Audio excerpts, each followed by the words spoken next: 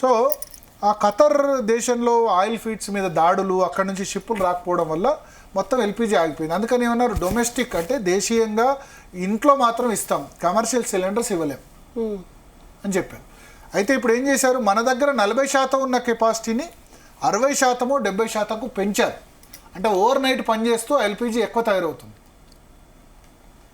Plus LNG, liquefied natural gas వల్ల చాలా industries ఆధారపడి ఉన్నాయి. ప్లాస్టిక్ కానీ ఇతర ఇండస్ట్రీస్ కానీ వీటన్నీ కూడా ఆధారపడి ఉన్నాయి. సో ఇది మెయిన్ క్రైసిస్కు ప్రధాన కారణం ఏంటంటే ఎల్పిజి క్రైసిస్కు ఇది కారణం. ఇది ఎల్పిజి వేరే దగ్గర దొరకదా అంటే ఇప్పుడు మన వాళ్ళు ట్రై చేస్తున్నారు. ఎక్కడ, అమెరికాలో, నార్వేలో, రష్యాలో. ఇంతకుముందు ఏంటంటే దగ్గర కదా, దగ్గర కాబట్టి ఇట్లే తెచ్చుకునేవాళ్ళు. అయితే ఇంతకుముందు మనం రష్యా వైపు ఎందుకు చూసామంటే ఇరాన్ మీద అమెరికా శాంక్షన్స్ ఉన్నాయి. ఇరాన్ దగ్గర ఎవరైనా ముడి చమురు కొనుగోలు చేస్తే, ఆయిల్ కొనుగోలు చేస్తే వాళ్ళ మీద నేను శాంక్షన్స్ విధిస్తాను. శాంక్షన్స్ అంతేంది, మొన్నటి వరకు టారిఫ్స్ చేశాడు కదా ట్రంప్, అట్లా ఆ కంపెనీలో మా వాళ్ళు ఇప్పుడు రిలయన్స్ కొన్నదనుకోండి, రిలయన్స్ను అమెరికాలో నేను పని చేయనివ్వను అని చెప్పి ఇరాన్ దగ్గర ఎవరు ఆయిల్ కొనుగోలు చేయకుండా చేశాడు. ఎవరు, అమెరికానే. ఎప్పటి నుంచి, 2013 నుంచి. అంతకుముందు ఒబామా ఉన్నా, జో బిడెన్ ఉన్నా, డొనాల్డ్ ట్రంప్ ఉన్నా, ఎందుకు ఇరాన్ను కొనుగోలు చేయనివ్వకుండా చేశాడు? ఇరాన్ దగ్గర కొంటే ఆ డబ్బులతో వాళ్ళు అణుబాంబు తయారు చేస్తున్నారు. అణుబాంబు వేస్తే వాడు మీద వేస్తే మాకు ప్రాబ్లం. ఇప్పుడు కిమ్కి ఎందుకు భయపడుతుంది అమెరికా ఉత్తర కొరియాకు? వాళ్ళ దగ్గర అణుబాంబు ఉంది. అణుబాంబు ఉందంటే వాడు కోపం వచ్చిందంటే అణుబాంబు వేసాడంటే నేను చేస్తే నువ్వు కూడా. అణుబాంబు అంటే ఒక ఆత్మాహుతి బాంబు లాంటిది.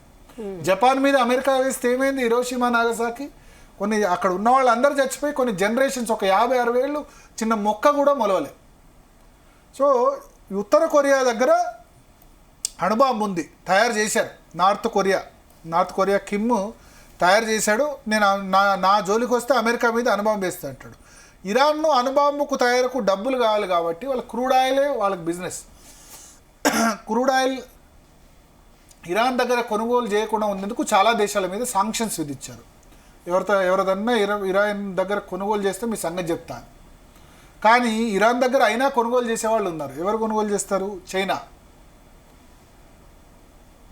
చైనా అమెరికా చెప్పినా భయపడదు. ఎందుకంటే చైనా వాళ్ళు ఎందుకు భయపడరంటే రష్యా, చైనా ఇవన్నీ కూడా, ఇరాన్ ఇవన్నీ కూడా వాళ్ళు ఎందుకు భయపడరంటే చైనా నువ్వు నా మీద టారిఫ్ వేస్తే నేను నీ మీద వేరే విధంగా ఇస్తాను. ఎందుకంటే చైనా ప్రోడక్ట్లు చాలా చీప్. అమెరికాలో ఎక్కువ ప్రోడక్ట్లు సెల్ అయ్యేవి చైనానే. అమెరికాలో ఒక ప్రోడక్ట్ తయారు చేస్తే మన దగ్గర 100 రూపాయలు అయితే అక్కడ 200 రూపాయలు అవుతుంది. అక్కడనే తయారు చేస్తే ఎవరికి లాసు? అమెరికా ప్రజలకే. రేట్లు ఎక్కువ పెట్టేది వాళ్ళే. చైనా వాళ్ళు చీప్ ప్రోడక్ట్ చేసి అక్కడ ఎక్స్పోర్ట్ చేస్తున్నారు. ఒకటి. రెండవది క్రిటికల్ మినరల్స్ అంటే లిథియం. లిథియం అంటే ఇప్పుడు batteries, cell phone batteries lithium ion batteries అంటారు. లిథియం కానీ ఇటువంటి చాలా తక్కువ దేశాల్లో, ప్రపంచ దేశాల్లో దొరికే మినరల్స్ చైనాలో ఉన్నాయి.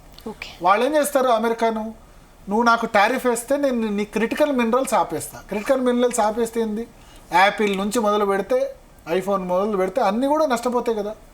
ఇప్పుడు ఎగ్జాంపుల్ నేను ఒకటి చెప్తా. హీలియం గ్యాస్ ఒకటి ఆగిపోయింది. హీలియం గ్యాస్ ఎక్కడ తయారవుతుందంటే ఖతార్లో తయారవుతుంది.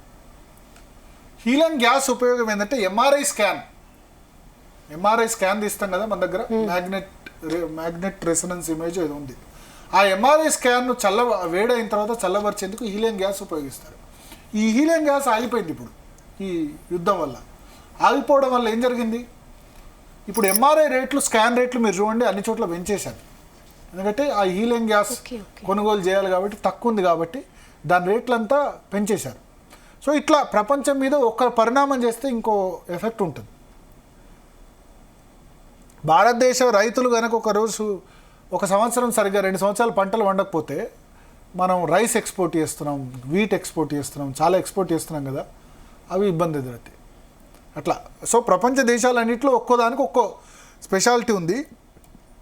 ఈ గల్ఫ్ కంట్రీస్కి ఆయిల్ సంబంధించిన ఉంది.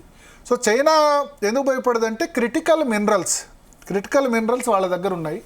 నువ్వు నా మీద టారిఫ్ వేస్తే నువ్వేంది నాకు చెప్పేది, ఇరాన్ ఏంది నాకు చెప్పేది. ఎందుకంటే వాళ్ళు సెల్ఫ్ సఫిషియెంట్ అయిపోయినారు. అమెరికా మీద ఆధారపడకపోతే ఇండియాకి వస్తాయి చైనా ప్రొడక్ట్స్. ఇండియా కాకపోతే రష్యా దగ్గర కొంటారు, రష్యా కాకపోతే ఇంకో దగ్గర కొంటారు. సో మనం కూడా ఆర్థికంగా అట్లా బలవంతమైన శక్తిగా ఎదిగితే ఆత్మనిర్భర్ భారత్ అయితే వేరే దేశాల మీద ఎవరు శాంక్షన్స్ వేసినా పట్టించుకోని పరిస్థితి వస్తే మనకి ఇబ్బంది ఉండదు. కాకపోతే మనకు చైనాకు ప్రాబ్లం ఏంటంటే క్రూడ్ ఆయిల్ మన దగ్గర లేదు, చైనా దగ్గర లేదు. మన దగ్గర మన దేశానికి సరిపడే దానిలో కేవలం 10 నుంచి 15% మాత్రమే ఉంది. ఎక్కడ ఉంది అది కూడా కృష్ణా గోదావరి బేసిన్. మన కృష్ణా గోదావరి బేసిన్ ఎక్కడ, కాకినాడ దగ్గర తీరంలో కేజీ బేసిన్ అంటారు. కేజీ బేసిన్ అంటే కృష్ణా గోదావరి బేసిన్. మన దగ్గర క్రూడ్ ఆయిల్ కాకినాడ దగ్గరలో ఉంది. మనకు తెలుసు కాకినాడలో ఓఎన్జీసీలో ఎప్పుడు చూసినా పాషర్లపూడి దగ్గర బ్లోఅవుట్ అన్నట్టు ఓఎన్జీసీ అక్కడ బావుల్లో స్టోర్ చేస్తారు. అక్కడ కొంత తయారవుతుంది ONGC oil and natural gas company. Bombay తీరంలో కొంత క్రూడ్ ఆయిల్ ఆ సముద్ర తీరంలో ఉంది, బాంబే సముద్ర తీరంలో. సో బాంబే సముద్ర తీరము, KG basin, Krishna Godavari basin, ఇక్కడ మాత్రమే మన దగ్గర క్రూడ్ ఆయిల్ తయారవుతుంది.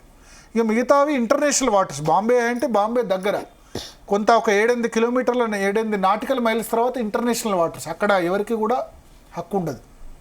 సో ఈ కృష్ణా గోదావరి బేసిన్ బంగాళాఖాతంలో బాంబే హై దగ్గర క్రూడ్ ఆయిల్ అవుతుంది. అది దేశ అవసరాల్లో కేవలం 10 నుంచి 15% మాత్రమే వస్తుంది. సో మనం డిపెండ్ కాక తప్పదు. మనమే కాదు, ఈవెన్ చైనా కూడా.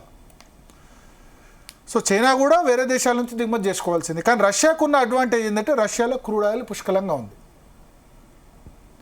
వాళ్ళు ప్రపంచంలో అత్యధికంగా చమురు నిల్వలు ఉన్న దేశం రష్యా, ఆ తర్వాత సౌదీ అరేబియా, ఆ తర్వాత వెనిజులా.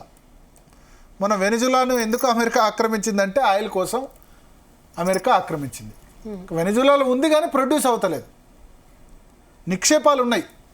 మనం తయారు చేసుకోరాదా అంటే, మనం క్రూడ్ ఆయిల్ తయారు చేసుకోరాదంటే అమెరికా తయారు చేస్తుంది. షెల్ గ్యాస్ అని తయారు చేస్తుంది, రాళ్లలోంచి కొట్టి అత్యాధునిక టెక్నాలజీతో చేస్తుంది. కానీ దాని కాస్ట్ ఎక్కువ, $80 $90 దాటితే మాత్రమే షెల్ గ్యాస్ ఉత్పత్తి అవుతుంది. సో ఇప్పుడు ఓవరాల్గా మన ముందున్న ఆప్షన్ ఇది. మన పెట్రోల్ డీజిల్ సంబంధించి ఓవరాల్గా ఎందుకు షార్టేజ్ ఏందన్నది చెప్పాం. ఈ సాయంత్రం 6:30 గంటలకి నరేంద్ర మోడీ ముఖ్యమంత్రులతో కూడా సమావేశం పెట్టారు. ఆయన ముఖ్యమంత్రులతో వివరించబోతున్నారు. ముఖ్యమంత్రుల సమావేశానికి ముందే ఆయన ఈ ఎక్సైజ్ సుంకం తగ్గించారు పెట్రోల్ డీజిల్ మీద. అది తగ్గిస్తే కన్జ్యూమర్కు రాలేదు, మాకు రాలేదు, మాకేం తగ్గలేదు. $150 అయినా సరే మన పెట్రోల్ డీజిల్ ధరలు తగ్గాలని కోరుకోవడం కరెక్టా? ఆలోచించాలి. ప్రపంచవ్యాప్తంగా అన్ని దేశాల్లో పెరిగింది, రేట్లు పెంచేశారు. వీళ్ళు అంటే నేనేదో ఇక్కడ నరేంద్ర మోడీ ఏదో దేశ ప్రజలకు ఉద్ధరించేందుకు పెంచలేదని అన్నట్ల. 4 రాష్ట్రాల ఎన్నికలు ఉన్నాయి కాబట్టి 5 రాష్ట్రాల ఎన్నికలు ఉన్నాయి, ఓటు వ్యతిరేకంగా వేస్తారు, ఏమన్నా తేడా అవుతాయి అని చెప్పి పెంచలేదు. లేకపోతే మన దగ్గర కూడా పెంచేదేమో. పెంచక తప్పని పరిస్థితి. ఏం చేస్తారు మరి? ఒక ప్రోడక్ట్ పెరిగినప్పుడు అంత రేటు డబ్బులు పెట్టినప్పుడు ఎవరో ఒకరు లాస్ భరించాలా, అయితే కేంద్ర ప్రభుత్వం భరించాలి. అయితే ఇప్పుడు ఏమంటారంటే ఈ $100 దాటడం ఇది ఫస్ట్ టైమా? క్రూడ్ ఆయిల్ ధర $100 దాటడం ఫస్ట్ టైమా? కాదు. 2008లోనే క్రూడ్ ఆయిల్ ధర $140 టచ్ అయింది. 2008లో టచ్ అయ్యి ఒక 10 రోజులు ఉంది. $140 నుంచి ప్రపంచ ఆర్థిక మాంద్యం వచ్చింది. మన దగ్గర సత్యం కంప్యూటర్ స్కామ్ గుర్తుంది కదా, సత్యం కంప్యూటర్స్ కుంభకోణంగానే వచ్చినప్పుడు 2008లో లేమాన్ బ్రదర్స్ అమెరికాలో కుప్పకూలి ప్రపంచ ఆర్థిక మాంద్యం వచ్చినప్పుడు 2008లో క్రూడ్ ఆయిల్ ధర $140 నుంచి ఒక్కసారిగా $30 పడిపోయింది. సో యూపీఏ గవర్నమెంట్ ఆ $140 వచ్చినప్పుడు తర్వాత 2013లో మళ్ళీ ఆయిల్ రేట్స్ పెరిగాయి. ఒక దశలో $106, $110 ఉండే. మోడీ ప్రభుత్వం అధికారంలో వచ్చే నాటికి $110 ఉండే. అది కాస్త క్రూడ్ ఆయిల్ ధర క్రమక్రమంగా తగ్గి ఈ 10 ఏళ్లలో కొంచెం తక్కువనే ఉంది. ఒక మాట చెప్పుకోవాలంటే రష్యా ఉక్రెయిన్ యుద్ధ సమయంలో మళ్ళీ పెరిగింది, $120 వచ్చింది. ఒక 2-3 నెలలు ఉంది, మళ్ళీ తగ్గిపోయింది. ఎందుకు? రష్యా మీద దాడులు చేస్తే, ఉక్రెయిన్ దాడులు చేస్తే ఆయిల్ కంట్రీ మీద రష్యా ఎక్స్పోర్ట్స్ ఆగిపోతాయి కదా. సో అదొక 2 వారాలు 3 వారాలు ఉంది రష్యా ఉక్రెయిన్ యుద్ధ సమయంలో. అప్పుడు చివరిసారిగా పెట్రోల్ డీజిల్ రేట్లు పెంచి 2024 ఎలక్షన్ సమయంలో ఒక ₹2 తగ్గించారు. సో 2024 ఎలక్షన్ తర్వాత తగ్గలే పెరగలే, అట్లే ఉంచారు. ఇంతకుముందు ఏముండే, వాజ్పేయి హయాం నుంచి 15 రోజులకోసారి రేట్లు పెంచడం తగ్గించడం. ఆ 15 రోజుల ముందు రోజు రాత్రి రేట్లు రేపు పెంచుతున్నారనగానే బంకుల వద్ద క్యూ.